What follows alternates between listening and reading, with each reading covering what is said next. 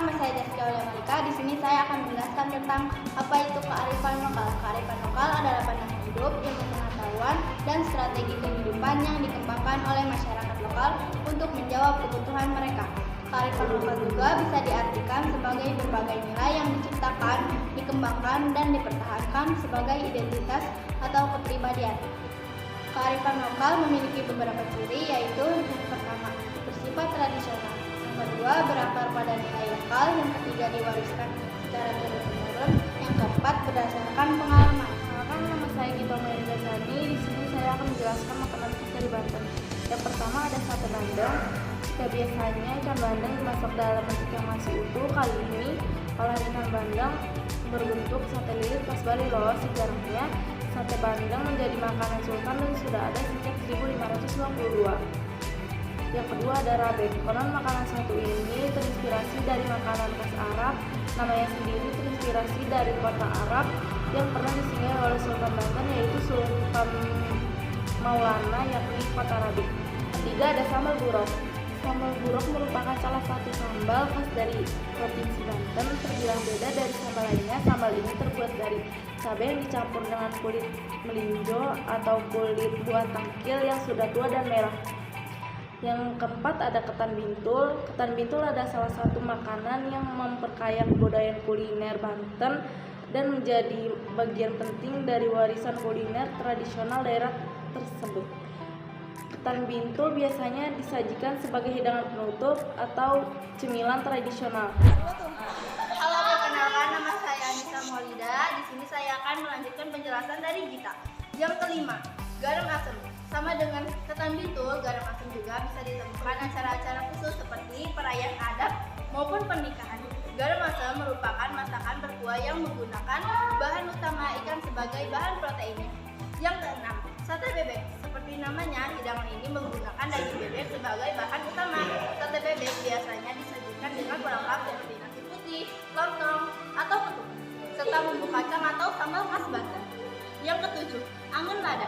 Sesuai dengan namanya, anggun lada adalah sayur pedas. Isi dari makanan satu ini adalah sayuran dan juga jeroan sapi, baik itu jantung, ransel, usus, hati, limpa, atau lain. Nama saya Erdi Suryansyah, kelas 9F. Saya akan menjelaskan tentang makanan khas dari Banten, yaitu yang pertama sayur besan. Dari namanya, sayur ini memiliki arti sayur yang diberikan kepada besan atau orang tua calon pengantin dalam keluarga Betawi. Makanan ini biasanya dapat kamu temui pada prosesi pernikahan adat Betawi. Yang kedua yaitu kue pasung. Kue pasung adalah salah satu kue khas provinsi Banten. Terbuat dari campuran tepung ketan, gula merah, kelapa parut, dan santan, menciptakan cita rasa yang gurih dan manis dengan aroma kelapa yang khas. Yang ketiga yaitu pecak bandeng. Bagi kamu pecinta seafood, kamu wajib cobain makanan khas satu ini. Olahan ikan bandeng yang divariasi dengan bumbu lalu digoreng hingga renyah. Kamu dapat tenang saat makannya karena ikan ini bebas dari duri. Assalamualaikum warahmatullahi wabarakatuh. Perkenalkan, nama saya Saka Syawan. Di sini saya akan menjelaskan 4 tari khas provinsi Banten. Di sini saya akan menjelaskan dua lagunya dibacakan oleh Sani Abdul Karim. Yang pertama itu ada tarian ngebaksakeun. Gerak tari ini mengadaptasi pijakan silat terunggu yang merupakan salah satu gaya bela diri dari Kabupaten Pandeglang. Biasanya masyarakat Banten menyuguhkan tari ngebaksakeun untuk membuka suatu acara atau menyambut tamu penting. Durasi tariannya pun terbilang singkat, yakni sekitar 5 menit saja. Saat menampilkan tarian, mereka para penari ngebaksakeun akan menggunakan kostum atasan berwarna biru. Untuk bawahnya ada kombinasi kain samping coklat bercorak dan celana putih. Keunikan lain dari ngebaksakeun adalah tarian ini juga identik dengan pertunjukan debus yang juga jadi ciri khas Banten. Yang kedua itu ada tarian Bentang Banten. Tarian tradisional Banten ini adalah sebuah kreasi dari seniman lokal bernama Benny Kusnandar.